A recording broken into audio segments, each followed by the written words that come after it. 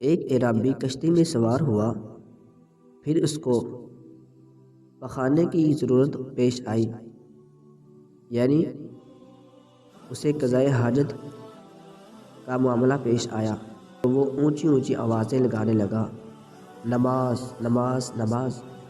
تو لوگوں نے کشتی کو کنارے کے قریب کر دیا اور وہ کشتی سے نکلا اور قضائے حاجت کی۔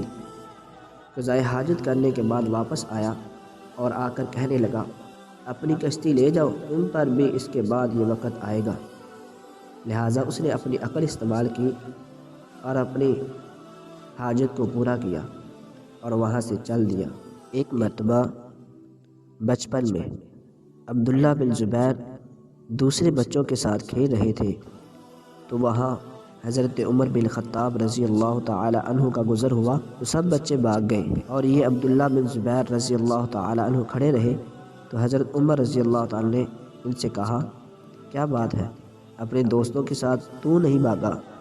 تو انہوں نے جواب دیا کہ اے امیر المؤمنین، میں نے کوئی جرم نہیں کیا تھا کہ بھاگتا، اور راستے میں کوئی تنگی نہیں تھی کہ آپ کے لیے مجھے گنجائش نکالنے کی ضرورت ہوتی۔